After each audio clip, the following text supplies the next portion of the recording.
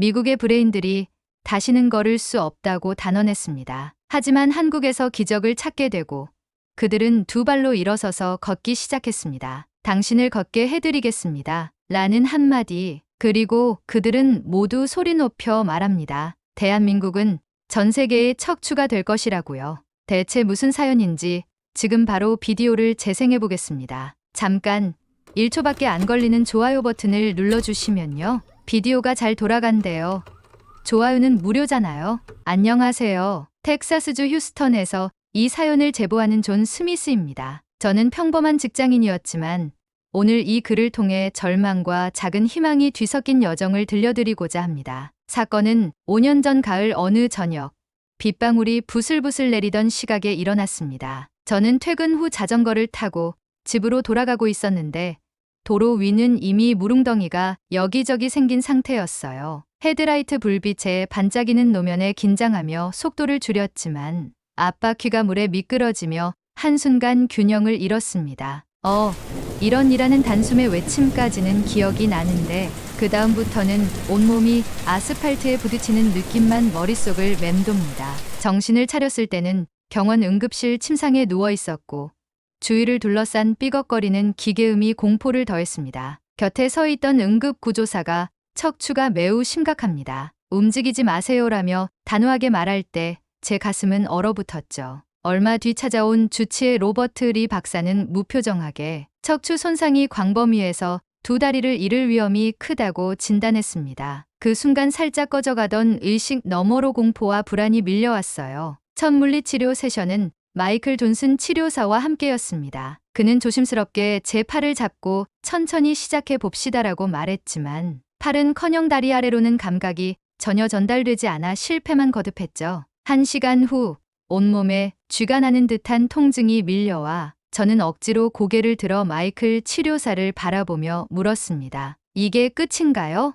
그는 고개를 숙인 채 잠시 침묵하다가 아닙니다. 아직 해볼 게 남아 있어요. 하지만 많이 힘들 겁니다라고 답해 주었습니다. 퇴원 후에도 집 안 곳곳은 절망의 흔적으로 가득했습니다. 거실 소파 옆에는 보조기구가, 침대 머리맡에는 약 봉투가, 현관 한쪽에는 사용하지 않는 목발이 놓여 있었죠. 매일 새벽 5시가 되면 자동으로 울리는 알람 소리에 저는 눈을 떠야만 했습니다. 그 순간부터 시작되는 건 욕조에 앉아 무릎을 구부렸다 펴는 재활훈련이었어요. 따뜻한 물 속에서 다리를 들어 올리면 허벅지 근육이 불탈 듯 아파왔습니다. 몇 번이고 눈가가 촉촉해졌지만 저는 이를 악물고 반복했습니다. 그럴 때마다 동생 안나 스미스는 제 손을 꼭 잡고 속삭였습니다. 오빠, 포기하지 마. 오빠는 분명 다시 걸을 수 있을 거야. 안나는 늘 웃음을 잃지 않으려 애썼지만 병실 복도 모퉁이에서는 소리내 울곤 했어요. 그날 안나는 재활센터 안내 책자를 보여주며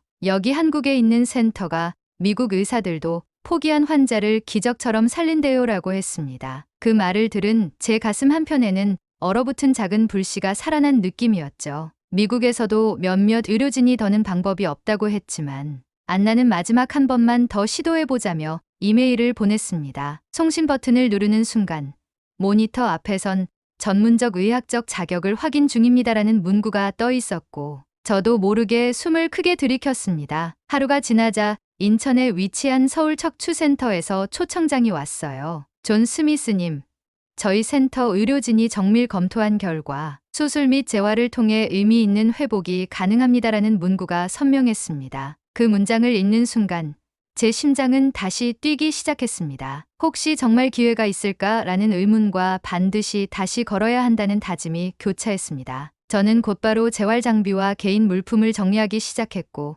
동생 안나는 새벽 6시 비행기표를 끊어주었죠. 휴스턴 에어포트에서 출발 전 저는 한동안 가만히 창밖을 보았습니다. 짙은 구름이 비행기를 감싸는 듯했지만 제 마음속 불씨는 아직 꺼지지 않았습니다. 비행기가 이륙할 때 제 손에는 사고 전 찍은 가족 사진이 꼭 쥐어져 있었어요. 사진 속 저와 안나, 부모님은 활짝 웃으며 바닷가를 배경으로 포즈를 취하고 있었습니다. 그때의 저는 다리가 멀쩡했고 어깨에 힘이 잔뜩 들어가 있었죠. 저는 눈가를 훔치며 다짐했습니다. 반드시 다시 일어서야지. 인천공항에 도착한 건 새벽 5시 반쯤이었습니다. 공항 로비를 가로지르는 찬 공기가 폐 깊숙이 스며들 때 저는 한국 땅에 선 실감을 느꼈어요. 터미널 한쪽에 서 계신 김민재 센터장님과 간호사 박수진 님이 제 이름을 호명하셨고 떨리는 목소리로 인사드렸습니다. 김 센터장님은 조용히 웃으며 멀리 와주셨네요. 기대하세요라고 하셨죠. 그 말 한마디에 제가 가진 모든 불안이 작게 흔들리는 듯 했습니다. 서울 척추센터에 도착한 첫날 아침, 새벽 여명과 함께 병동복도를 걷는 제 발걸음은 한층 무거웠습니다. 복도 양옆으로 늘어선 창문 사이로 부드러운 햇살이 스며들었지만 제 마음속에는 아직도 불안과 기대가 뒤섞여 있었죠. 병원 로비 한쪽에는 이미 동료 환자분들이 저마다 재활훈련 일정을 확인하며 분주히 움직이고 있었습니다. 스미스 씨, 준비되셨습니까? 한국어와 영어에 모두 능통한 통역사 하는지 씨가 밝은 미소로 다가오며 묻자 저는 떨리는 목소리로 긴장이 되지만 잘 부탁드립니다라고 답했습니다. 은지 씨는 걱정 마세요. 오늘부터 저와 함께 모든 과정을 안내해 드릴게요라며 제 손목 시계를 보더니 1시 분 전까지 의사실로 와주시면 됩니다라고 말했죠. 1시 정각에 회진실에 들어서니 흰 가운을 입은 이정훈 박사님,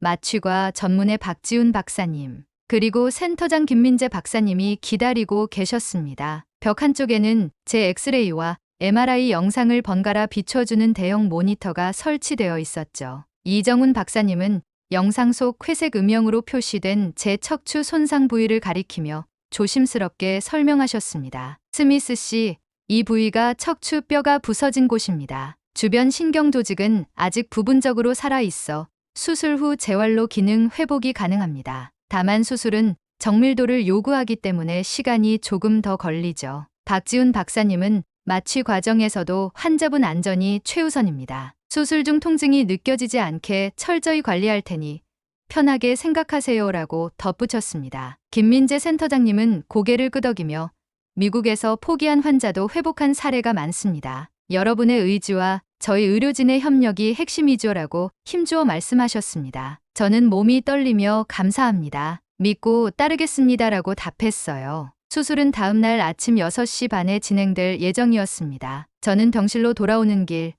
큰 창문 너머로 보이는 서울타워 불빛을 바라보며 숨을 고르려 애썼습니다. 병실에 들어서자 재활치료사 김진영 씨가 기다리고 있었습니다. 그는 다정한 목소리로 스미스 씨, 수술 전날 밤에는 금식을 권장합니다. 물 한 모금도 삼가 주세요라고 안내했고 저는 침대 옆 탁자 위에 놓인 수술 동의서와 의료보험 서류들을 살펴보았습니다. 침대에 누워 천장을 바라보던 중 문득 휴스턴에 남겨둔 부모님 걱정이 떠올라 눈가가 붉어졌습니다. 스마트폰으로 영상 통화를 걸자 화면 속 부모님은 가슴 깊이 안쓰러움이 묻어나는 눈빛으로 잘할 수 있지라며 안타까워하셨죠. 저는 떨리는 목소리로 최선을 다하겠습니다라고 약속했고 어머니는 꼭 다시 걸을 거야 우리 스미스라고 말하며 눈물을 삼키셨습니다. 영상 통화가 끝난 뒤 저는 이 순간이야말로 제 삶의 중요한 분기점임을 절실히 깨달았어요. 다음 날 새벽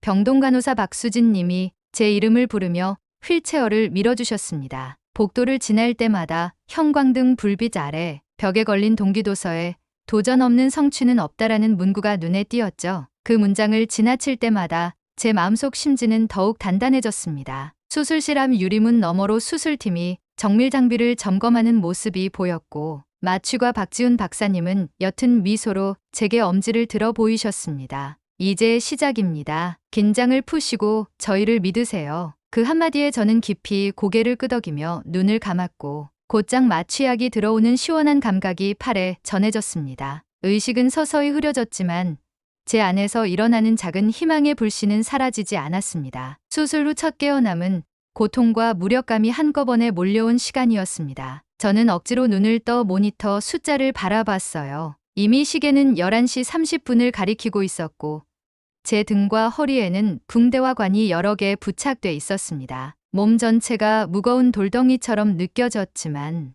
의식 너머로 들려오는 모니터 경보음은 다행히 심각한 이상 신호는 아니었죠. 곧이어 나타난 간호사 박수진님은 제 얼굴을 보며 부드럽게 말했습니다. 스미스 씨, 잘 견디셨습니다. 지금부터 집중 치료 단계로 넘어가겠습니다. 조금만 더 힘내주세요. 그 말에 저는 거칠게 숨을 몰아쉬며 네, 감사합니다라고 답했습니다. 수술실 고비를 넘긴 뒤 의사와 간호사는 수술 부위 소독과 상태 점검을 위해 번갈아 들어왔습니다. 의사 이정훈 박사님은 붕대를 살짝 젖혀 드러난 척추 라인을 살펴보며 수술은 성공적이었습니다. 다만 부작용 없이 회복하려면 재활이 필수이니 지침을 꼭 지켜주세요라고 당부하셨죠. 저는 기운 없는 목소리로 알겠습니다. 꼭 지키겠습니다라고 다짐했습니다. 수술 후 첫날, 저는 병실 침대에 누워 온몸이 뻐근한 통증에 시달렸습니다. 하지만 곧이어 시작될 재활 일정이 제게 희망이자 숙제였죠. 재활치료사 김진영 씨는 다음 날 아침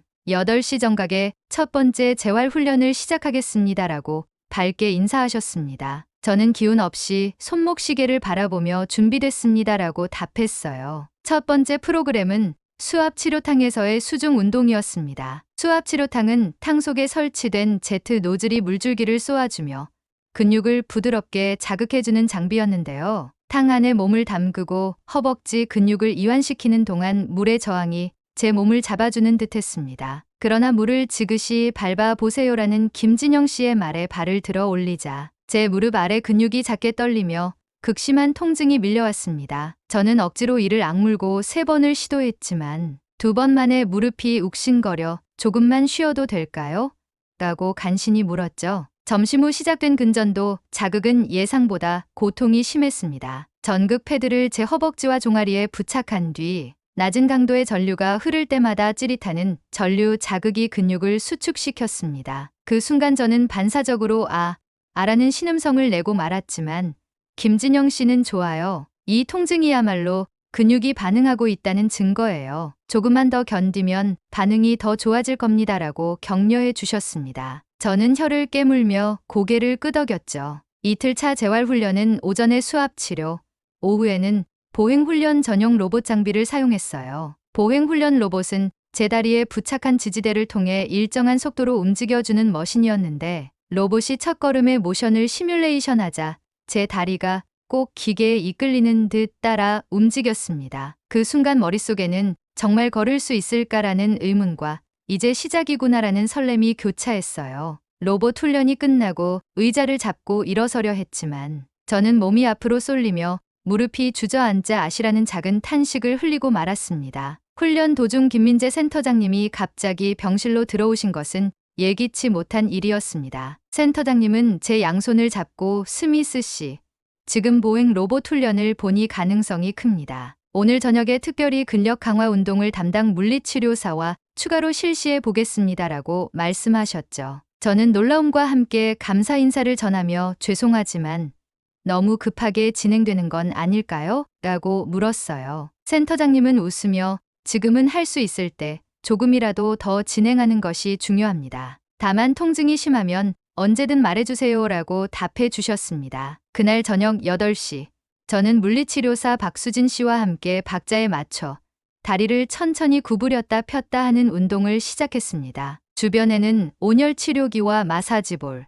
스트레칭 밴드가 준비돼 있었고 박수진 씨는 스트레칭 밴드를 발목에 걸어 당겨주면서 힘을 빼고 몸을 쭉 늘리세요라고 안내해 주셨습니다. 저는 진땀을 흘리며 이게 근육 풀기는 맞는 것 같네요라며 안도했지만 다시 자세를 바꾸려다 2번쯤 몸이 흔들려 중심을 잃고 말았어요. 그때 박수진 씨가 재빠르게 팔을 내밀어 제 무게를 지탱해 주시며 괜찮아요. 서두르지 말고 천천히 해요라고 다정하게 말씀하셨죠. 재활 훈련을 시작한 지 열흘째 되는 날, 저는 훈련실 구석에 설치된 큰 거울 앞에서 다리 힘을 시험해 보았습니다. 거울에 비친 모습은 기대만큼 움직임이 자연스럽지 않았지만 저는 스스로에게 오늘만큼은 포기하지 말자라며 한 걸음만 더 디뎌 보자고 다짐했어요. 천천히 무릎을 펴고 지지대를 잡은 채 몸을 일으키니 제 2 다리가 떨리며 살짝 앞으로 나아갔습니다. 그 순간 저는 됐어 라는 작은 환호를 저도 모르게 터뜨렸죠. 훈련실에 있던 스태프와 의료진은 일제히 박수를 보내주셨습니다. 김민재 센터장님도 달려와 정말 대단해요. 이 정도면 빠른 회복이 기대됩니다라고 진심으로 축하해 주셨죠. 저는 미소를 지으며 모두 덕분입니다. 아직 멀었지만 포기하지 않겠습니다라고 다짐했습니다. 가장 감동적이었던 순간은 그 다음 날 오전 영상통화로 부모님과 통화할 때였습니다. 저는 동생 안나와 함께 거울 앞에서 올고지 서서 친구처럼 안나가 휴대폰을 들고 촬영을 시작했어요. 화면 속 어머니의 눈가가 촉촉해졌고 아버지는 정말 믿기지 않는다고 목소리가 떨리셨죠. 저는 자신만만하게 곧 더 많이 걸을 수 있을 거예요 라고 말했고 어머니는 당연히 할 수 있어. 내 아들은 강하니까라며 기쁨의 눈물을 흘리셨습니다. 이날 이후 제 마음속 절망은 한 겹씩 벗겨지기 시작했습니다. 재활훈련은 매일 오전 8시, 정오 12시, 오후 4시 3번으로 늘어났고 저는 기계훈련과 수압치료, 근전도 자극, 그리고 보행시험을 번갈아 가며 진행했습니다. 매 과정마다 몸이 견디기 어려울 때도 있었지만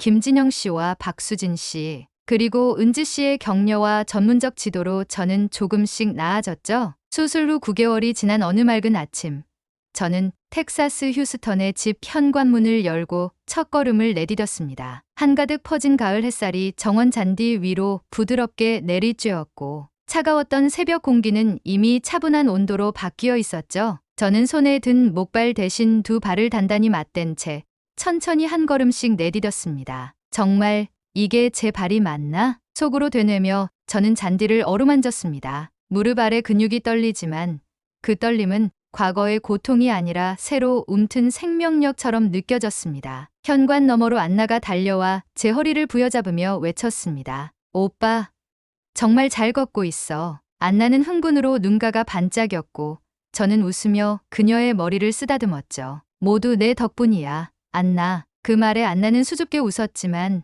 눈가에 고인 눈물을 참을 수 없었어요. 다음 날 저는 7시 30분에 눈을 떴습니다. 커튼 사이로 들어오는 햇살에 눈부심을 느끼며 저는 침대 옆 테이블 위에 놓인 한국제 보온병을 바라봤어요. 동생 안나가 한국에서 사다 준 보온병에는 은색 용 문양이 새겨져 있었습니다. 저는 키친으로 가서 물을 데우고 그 안에 맥심 커피 믹스를 한 스푼 타 넣었죠. 한국에서 배운 믹스커피 한 잔. 그리웠어. 작은 미소를 지으며 저는 뜨거운 커피를 입술에 가져갔습니다. 첫 모금의 씁쓸함은 오래된 상처를 부드럽게 감싸 주었어요. 출근 준비는 몸을 움직이는 훈련이기도 했습니다. 셔츠 소매를 접고 면 바지를 다리 하나씩 끼우며 저는 제게 주어진 평범한 일상이 얼마나 소중한지 깨달았죠. 엘리베이터 앞에서 동료 제니퍼 박 씨를 만났습니다. 제니퍼는 활기찬 목소리로 인사했어요. 스미스 씨, 오늘 정말 멋지세요. 저는 오늘도 힘내보세요라며 박수를 보낸 후 사무실로 들어섰습니다. 사무실에 들어서자 같은 팀 동료들이 모여 제게 큰 박수를 보내주었습니다. 매니저 존리 씨는 반가움에 스미스 씨, 한국에서 온 답례 선물 같은 아이디어 회의 기대할게요라며 농담을 던졌죠. 저는 활짝 웃으며 한국 의료진에게 배운 협업 정신으로 멋진 기획을 보여드리겠습니다라고 답했습니다. 팀원들은 환한 웃음으로 화답했어요. 점심시간이 되자 저는 동료들과 함께 근처 델리로 향했습니다. 델리 안쪽에는 테이블마다 샌드위치와 수프, 샐러드가 놓여 있었죠. 저는 양상추 샐러드 위에 고소한 치킨을 올리고 고추장 드레싱을 솔솔 뿌렸습니다. 이거 한국식 소스인가요? 동료 마이클 존슨 씨가 묻자 저는 그렇습니다. 달콤하면서 매콤하죠라며 한 입을 건넸습니다. 그는 눈을 크게 뜨고 와, 이 맛은 정말 새롭다라고 감탄했어요. 퇴근 후에는 재활 운동을 빼먹지 않았습니다. 오후 5시 20분. 집 근처 공원 트레일에 나서서 쉼없이 걷기 연습을 했죠. 트레일은 단풍이 막 물들기 시작해 빨강과 노랑이 섞인 나무잎이 길가에 흩날렸습니다. 저는 심호흡을 하고 두 발을 앞에 놓인 길 위에 정확히 디디며 한 걸음씩 이어갔어요. 이 길이 나를 다시 세웠구나. 가슴속에서 벅찬 감동이 밀려왔습니다. 하루는 동네 주민인 이창호 씨를 우연히 만났습니다. 이창호 씨는 스미스 씨, 요즘 걸음걸이가 훨씬 안정적이네요라며 미소를 지었죠. 저는 한국 의료진 덕분입니다라며 고개를 숙였습니다. 그는 한국이라 저도 한번 가보고 싶네요라며 눈빛에 호기심을 담았어요. 주말에는 모처럼 가족과 함께 나들이를 갔습니다. 휴스턴 근교 호수공원에 차를 세우고 모두 손에 작은 도시락을 들었죠. 안나는 주먹밥에 김을 돌돌 말았고 어머니 린다 스미스는 샌드위치를, 아버지 마이클 스미스는 과일을 준비했습니다. 저는 다시 한번 수년 전 병상에서 바라본 세상과 비교하며 이 순간이 기적이구나라고 속으로 되뇌었습니다. 저녁이 되자 집에 돌아와 가족들이 모인 거실에서 작은 기념 파티를 열었습니다. 케이크 위에는 초가 3개 꽂혀 있었고 안나는 촛불을 켜며 노래를 불러줬어요. 저는 촛불을 붙이며 제 2발이 다시 춤출 수 있게 해주신 모든 분들께 감사드립니다라고 말했고 가족들은 눈시울을 붉히며 스미스, 진짜 살아 돌아와 줘서 고마워 라며 따뜻하게 안아주었습니다. 그날 밤 침대에 누워 천장을 바라보며 저는 깨달았습니다. 걷는 것이 단순한 움직임이 아니라 삶에 대한 의지와 사랑을 표현하는 행위라는 것을요. 사고 전에 저는 그냥 발이 움직이는 대로 걸었지만 이제는 매 걸음마다 제 존재를 확인하는 시간입니다. 마지막으로 나와 같은 절망 속에 있는 분들께 이 말을 전하고 싶습니다. 포기하지 마세요. 기적은 예고 없이 그리고 조금씩 찾아옵니다. 제 2발이 증명하듯 희망을 놓지 않는다면 언젠가 다시 일어설 수 있습니다. 제 사연을 들어주셔서 진심으로 감사합니다. 이 이야기가 누군가에게 작은 등불이 되길, 그리고 절망의 어둠 속에서도 희망의 빛을 찾는 용기를 드리길 소망합니다. 오늘의 사연은 여기까지입니다. 오늘 사연에 대한 여러분의 생각을 댓글로 남겨 감동 비디오의 마지막을 장식해주세요. 그리고 오늘의 비디오가 공감이 되신다면 구독, 좋아요 한 번씩 부탁드리겠습니다. 여러분의 댓글 하나하나가 영상을 제작하는데 큰 힘이 됩니다. 다음엔 더 흥미로운 사연으로 여러분을 찾아뵙겠습니다. 시청해주셔서 감사합니다.